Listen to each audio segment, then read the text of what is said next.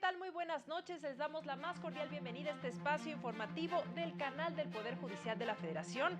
Hoy que es viernes 30 de junio de 2023, fin de semana y fin de mes.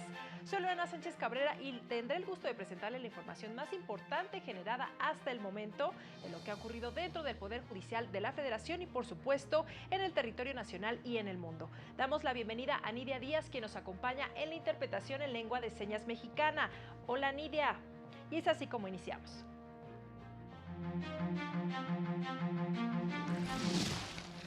El Poder Judicial Federal está obligado a dar respuesta efectiva y ágil a las demandas ciudadanas, aseguró la ministra presidenta Norma Lucía Piña. La Corte definirá si los órganos de amparo pueden imponer compensación económica por violación de derechos humanos. Ley de Amparo y Código Federal de Procedimientos Civiles deben actualizarse para atender crisis climática. La Comisión Interamericana de Derechos Humanos recomienda solución amistosa en caso de menor violado hace 17 años en una escuela en Oaxaca. Iniciamos con la información. A clausurar el Congreso sobre Ética y Legitimidad Judicial, la ministra presidenta Norma Lucía Piña Hernández aseguró que el Poder Judicial debe ser sensible a los reclamos de la ciudadanía. La ministra presidenta de la Suprema Corte de Justicia y del Consejo de la Judicatura Federal, Norma Lucía Piña Hernández, llamó al compromiso, responsabilidad y un actuar ético de quienes integran el Poder Judicial de la Federación para abonar a la confianza de la ciudadanía. El Poder Judicial de la Federación está llamado a poner a las personas y a sus derechos en el centro de sus decisiones, tal y como mandata nuestra Constitución. Debemos responder con cercanía, con sensibilidad a los intereses y necesidades de quienes se acercan a la justicia federal. Solo así garantizaremos la legitimidad de nuestra Constitución. En la clausura del primer Congreso Internacional Ética y Legitimidad Judicial, la ministra presidenta subrayó la importancia de eficientar procesos, favorecer la accesibilidad, así como fortalecer la relación entre la ciudadanía y las personas juzgadoras. Si el Poder Judicial Federal y cualquier otro da respuestas tardías, insuficientes o arbitrarias, no solo se compromete el acceso efectivo a la justicia, sino fundamentalmente la credibilidad de la institución. Vivimos tiempos convulsos donde la legitimidad de los poderes judiciales es muy cuestionada. La legitimación de la judicatura nos demanda a todos los que integramos esta noble institución conducirnos acordes a las virtudes judiciales y a decidir con estricta legalidad, compromiso y sensibilidad social. En este acto, la ministra presidenta inauguró la Agenda de Investigación de Ética y Legitimidad Judicial en el Centro de Estudios Constitucionales de la Suprema Corte. Para el canal del Poder Judicial de la Federación, Mario López Peña. La Suprema Corte publicó la sentencia del Pleno en la acción de inconstitucionalidad 161/2022 y su acumulada 162/2022, en la que determinó invalidar la primera parte de las reformas político-electorales por violaciones al proceso legislativo, en especial al principio de deliberación democrática, además de violar los derechos de las minorías parlamentarias. La mayoría de ministros estimó que en el proceso legislativo para reformar las leyes generales de comunicación social y de responsabilidades administrativas no se publicaron los dictámenes en la Gaceta Parlamentaria con el tiempo debido, lo que impidió que los legisladores conocieran su contenido. No se acreditó que el dictamen debiera tramitarse como de urgente y obvia resolución y no se respetaron tampoco los trámites ordinarios. Con esta resolución, la Corte reiteró que el procedimiento legislativo definido en los artículos 71 y 72 de la Ley Fundamental es la base del régimen democrático y no un mero formalismo. Y en su próxima sesión, el Pleno de la Corte analizará 3 contradicciones de criterios, entre ellas una relacionada con violaciones a derechos humanos. De la lista de asuntos que analizaría el Pleno de la Suprema Corte en la semana que inicia el 3 de julio, destacan una contradicción de criterios por la que la Corte determinaría si los órganos de amparo pueden decretar en sus sentencias compensaciones económicas por las violaciones de derechos humanos que ameritaron otorgarle a las personas la protección constitucional. Hay una controversia constitucional promovida por el Poder Ejecutivo Federal en contra de los poderes legislativo y ejecutivo de Tamaulipas.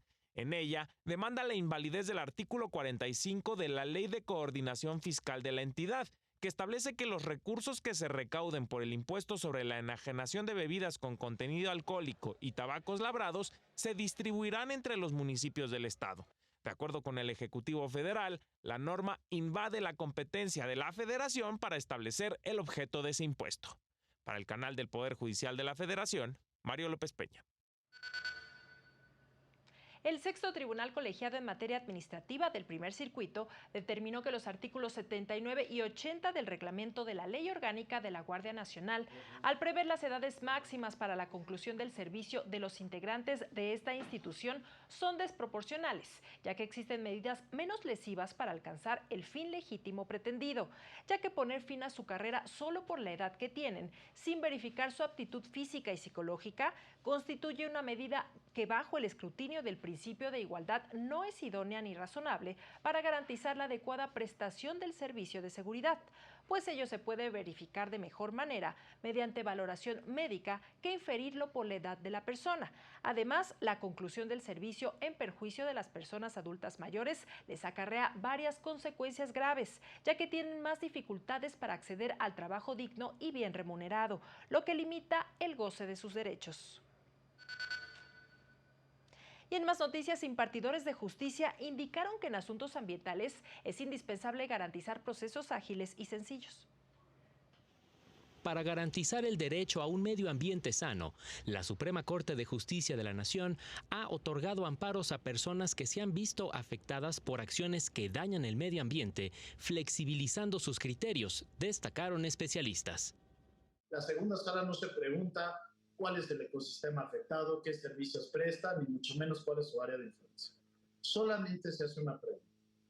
¿Es razonable que el acto que presuntamente afecta o viola el medio ambiente afecta de manera diferenciada o cualificada a la parte quejosa? En la última sesión de los conversatorios, avances del Poder Judicial en la tutela efectiva del derecho humano a un medio ambiente sano, destacaron una determinación de la segunda sala, que revocó la negativa del amparo a diversas personas porque no vivían en la misma colonia donde se autorizó la tala de árboles. Porque resulta razonable que no solo las personas que habitan en la colonia se vean afectadas por la tala de árboles, sino todas aquellas que viven en el municipio. Y además, contrario a lo que determinó el juez, es totalmente innecesario que el quejoso demostrara cómo esa tala dañaría el medio ambiente o su salud fuera de esta colonia. Sin embargo, señalan que es indispensable homologar los criterios entre las judicaturas federales y locales, así como actualizar la ley de amparo para hacer válido el derecho a un medio ambiente sano de manera colectiva y no solo individual. Es que las disposiciones de la Ley de Amparo y del Código Federal de Procedimientos Civiles fueron creados en un momento en el que no teníamos crisis climática, en el que la creación de derechos colectivos yo creo que ni se vislumbraba. Para el canal del Poder Judicial de la Federación, Jesús Daza. Vamos ahora con temas electorales, porque por mayoría de votos, la Sala Superior del Tribunal Electoral revocó la sentencia de la Sala Regional Especializada en la que determinó que la frase "ya sabes quién", utilizada en la propaganda electoral durante el proceso para renovar la gubernatura del Estado de México, no se refería exclusivamente a una persona. El proyecto del magistrado José Luis Vargas Valdés proponía confirmar la resolución, pero la mayoría consideró que en el contexto electoral en el que se utilizó sí tenía por objeto vincular la figura del presidente de la República con la precampaña de Morena en el Estado de México. Precisaron que la frase surgió como referencia al actual titular del Ejecutivo Federal. En este sentido, su uso sí generó un beneficio indebido a favor del partido Morena. Son 8 de la noche con 40 minutos, momento de hacer una pausa, pero regresamos con más noticias, no se vayan.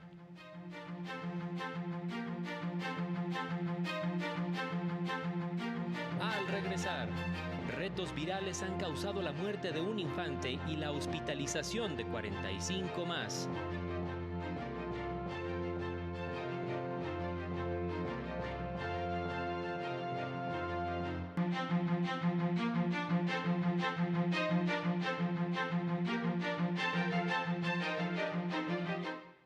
Gracias por continuar con nosotros. Seguimos con las noticias. Familiares de una persona víctima de violación solicitan a las autoridades cumplir con una recomendación de la Comisión Interamericana de Derechos Humanos. A 17 años de la violación de un menor de 4 años en el Instituto San Felipe, en la ciudad de Oaxaca, la Comisión Interamericana de Derechos Humanos recomendó al Estado mexicano reparar el daño y emitir una solución amistosa. De acuerdo con la madre de la víctima, las autoridades mexicanas han sido omisas en dar una respuesta favorable. Piden al gobierno mexicano que haya ya una respuesta favorable para el menor, para la madre, mediante una solución amistosa y se deje este tormento. Por eso hoy les ruego que me apoyen, sí se puede hacer mucho. En 2008, el caso fue atraído por la primera sala de la Suprema Corte y después analizado en pleno. En el asunto, la Corte defendió los derechos del niño y dejó sin efectos la actuación del Ministerio Público de Oaxaca, que no giró orden de aprehensión en contra de los acusados. La justicia de la Unión no ampara ni a Hugo Gabriel Constantino ni a Adán Salvador Pérez Ramírez, porque ellos fueron los autores materiales mismos que en este momento se encuentran prófugos, porque en ese tiempo se encontraban prófugos, con ficha roja, es decir, buscados a nivel internacional. La madre de la víctima hizo un llamado a las autoridades de Oaxaca, así como a las titulares de la Secretaría de Gobernación y de Relaciones Exteriores, para que acaten la recomendación del organismo interamericano. Para el canal del Poder Judicial de la Federación, Laura Murillo. En otros asuntos, la magistrada Mónica Aralí Soto Fregoso aseguró que el 70% de las mujeres que trabajan en el sector pesquero no perciben un ingreso fijo ni cuentan con seguridad social. En México, la aportación de las mujeres al sector pesquero es casi invisible y está marcado por la desigualdad. Así lo señaló la magistrada Mónica Aralí Soto Fregoso, integrante de la Sala Superior del Tribunal Electoral del Poder Judicial de la Federación, al participar en el diálogo para el ejercicio de los derechos político-electorales de las mujeres del mar. Destacó la importancia de visibilizar el trabajo que realizan las mujeres que trabajan en el mar y en los campos acuícolas. Y en México, la aportación de las mujeres al sector pesquero es casi invisible y está marcada por la desigualdad hasta el grado en que el 70% de las 14.311 mujeres que trabajan en los 17 estados costeros del país no perciben ingreso fijo, no tienen seguridad social. En este foro, que se realizó en Baja California Sur, se destacó la necesidad de difundir herramientas que enriquezcan la participación política de las mujeres del mar con respecto a sus derechos humanos, a la igualdad de oportunidades, a una vida libre de violencia y discriminación, así como al ejercicio de sus derechos político-electorales. Que es importante comprender el trabajo de las mujeres que participan en las actividades relacionadas con el mar, aquellas que han estado siempre presentes en la industria pesquera, sin que se haya reconocido totalmente su aportación cotidiana a la comunidad. Las mujeres que participan en diferentes ámbitos de esta actividad que permite, entre muchas otras cosas, que exista la sostenibilidad de la pesca, que se alcance con ello la seguridad alimentaria. Para el canal del Poder Judicial de la Federación, Juan Carlos González. Y en más de estos temas, colectivos feministas denunciaron que a pesar de las reformas y los protocolos de actuación, persiste la revictimización de mujeres que sufren violencia. El sistema penal latinoamericano no está pensado en la justicia, la verdad ni en la reparación a las víctimas. Y es por ello que en casos de feminicidio y desaparición de mujeres, no funcionan las reformas legales impulsadas para prevenir y atender dichos delitos en la región, donde cada 2 horas una mujer es asesinada, advirtieron feministas. a lo que nos enfrentamos en la actualidad es que las víctimas tienen que estar litigando contra el propio sistema para que se les reconozcan sus derechos, sus necesidades.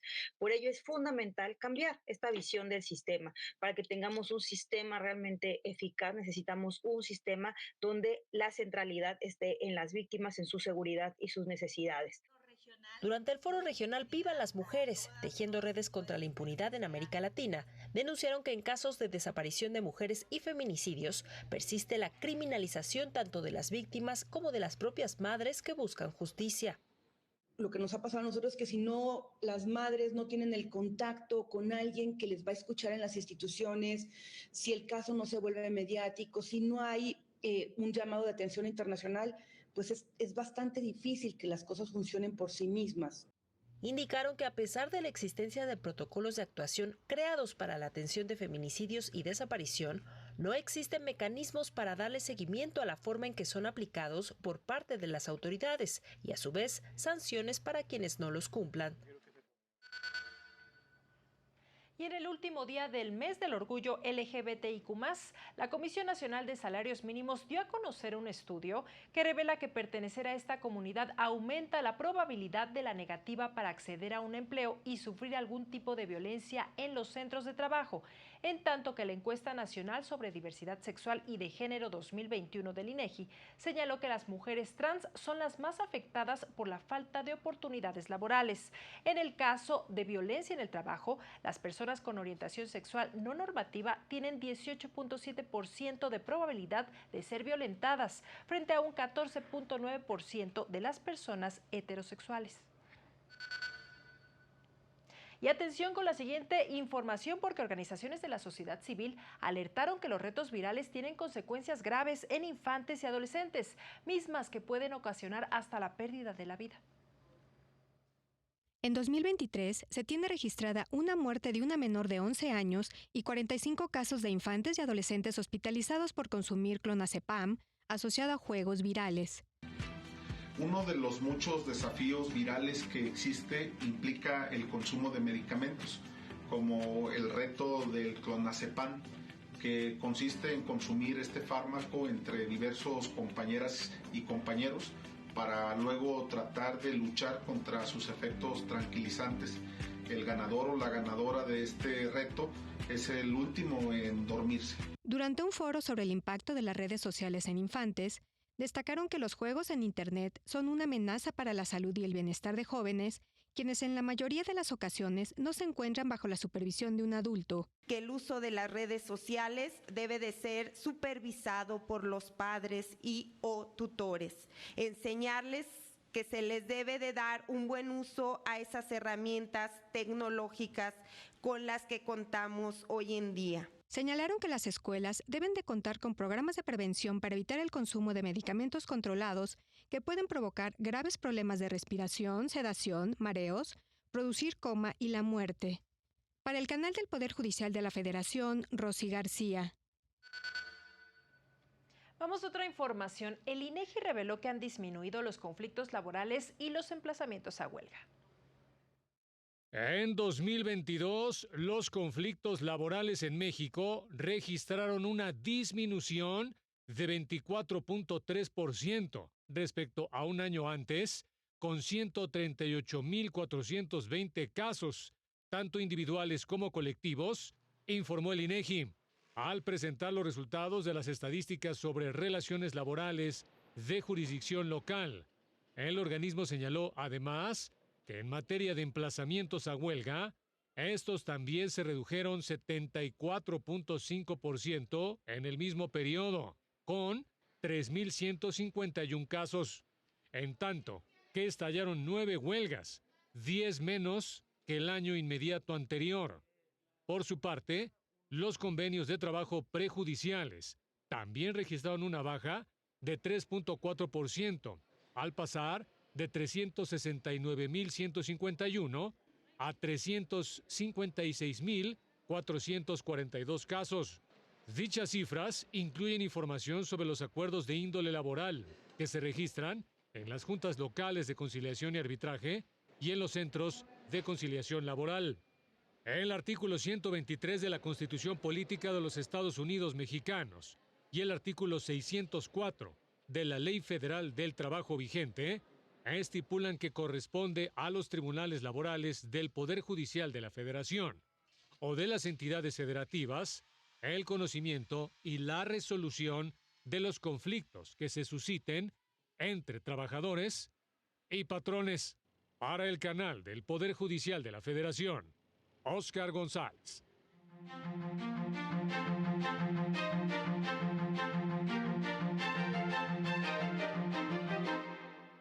El INE aclaró que no validó precampañas de actores políticos, argumentando que se trata de un asunto de fondo que no le corresponde resolver a la Comisión de Quejas, sino al Tribunal Electoral del Poder Judicial de la Federación.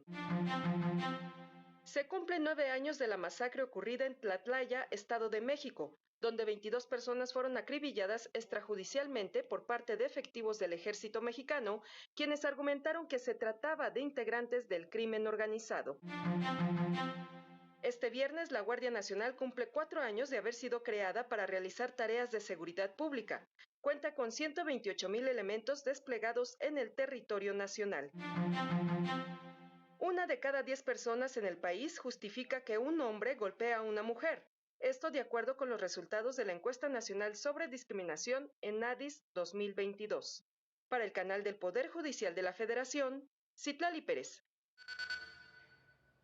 Y en información internacional, Jair Bolsonaro se convirtió en el tercer expresidente de Brasil que es inhabilitado para ejercer cargos públicos. El Tribunal Superior Electoral de Brasil, formado por 7 jueces, alcanzó la mayoría de 5 votos para prohibir que el expresidente Jair Bolsonaro ejerza cualquier cargo público por 8 años, a causa de acusaciones por abuso de poder político y mal uso de los medios de comunicación durante la campaña electoral de 2022. El juez principal del caso, Benedito Goncalves, afirmó que difundió dudas e incitó teorías de conspiración entre embajadores extranjeros al afirmar manipulación en el sistema de votación electrónica. Los abogados defendieron el hecho como un acto de gobierno para plantear preocupaciones sobre la seguridad nacional. Bolsonaro calificó el proceso como un ataque personal injusto. El exmandatario tiene pendientes diversos procesos penales por resolver. Dejaría la candidatura de 2026, pero afirmó apoyar a su esposa para la victoria. La votación culminó con 5 votos a favor y 2 en contra, movilizando de inmediato diversos órganos para realizar las diligencias pertinentes. Jair Bolsonaro adelantó que apelará la decisión ante la Corte Suprema. Para el canal del Poder Judicial de la Federación, Héctor García Mejía.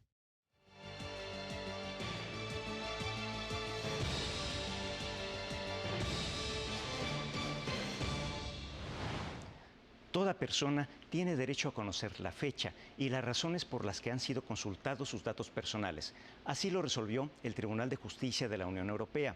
Esto y mucho más en el reporte sobre la magistratura en el mundo, que ustedes pueden consultar en la página web de la Suprema Corte de Justicia de la Nación, así como en las redes sociales de nuestro alto tribunal. Vamos a la información.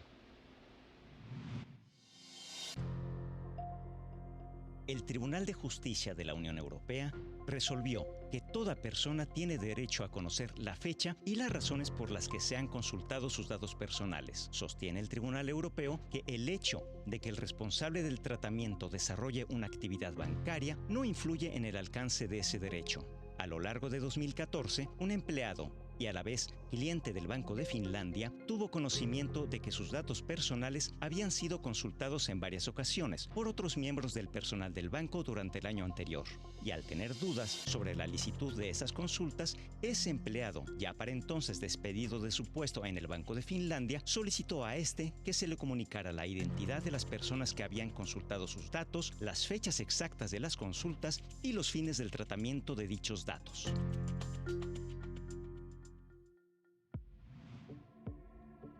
La Comisión Interamericana de Derechos Humanos hizo un llamado a que Estados Unidos proteja y garantice el derecho a la salud reproductiva de las mujeres. Habiéndose cumplido un año de la decisión de la Suprema Corte de Estados Unidos en el caso Dobbs, que revocó el derecho de acceso al aborto e incrementó las barreras en el acceso a servicios de salud reproductiva de las mujeres, la Comisión urgió a los gobiernos federal y estatales a adoptar medidas para garantizar el acceso a servicios de salud reproductiva y prevenir daños irreparables a la salud y vida de las mujeres en ese país. Tras la revocación de Roe contra Wade, al menos 13 estados han prohibido o restringido severamente el acceso al aborto a través del establecimiento de sanciones civiles y penales para profesionales de la salud que provean el servicio, y la prohibición explícita de utilizar medicamentos abortivos. Asimismo, se han presentado iniciativas en varios estados para sancionar a las mujeres que aborten o busquen estos servicios. Finalmente, en Francia, la Corte de Casación fijó los parámetros para que los tribunales de ese país ejerzan jurisdicción universal, al resolver el caso de un ciudadano sirio residente en Francia que fue investigado por su presunta participación en crímenes de lesa humanidad cometidos en Siria. La Corte de Casación sostuvo que los tribunales franceses pueden juzgar dichos crímenes por cumplirse los requisitos de doble incriminación y domicilio habitual. Así, para la Corte, puede ser procesada y juzgada por los tribunales franceses cualquier persona que reside habitualmente en Francia y que fue culpable en el extranjero de uno de los delitos de competencia de la Corte Penal Internacional, siempre que los hechos sean punibles por la legislación del Estado donde se cometieron, o si dicho Estado, o el Estado del que es nacional, es parte del Estatuto de Roma de la Corte Penal Internacional. Para el canal del Poder Judicial de la Federación, Alejandro Anaya Huertas.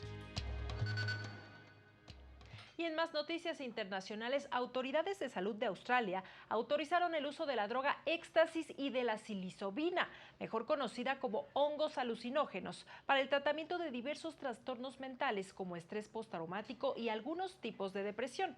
La medida, que entrará en vigor este sábado, es resultado de ensayos clínicos que concluyen que estas sustancias son seguras cuando se utilizan bajo supervisión médica, pues generan en los pacientes un efecto relajante. Y ya llegó el fin de semana y también las recomendaciones culturales para aprender y disfrutar en familia en la capital del país. Nos las presenta Jesús Daza.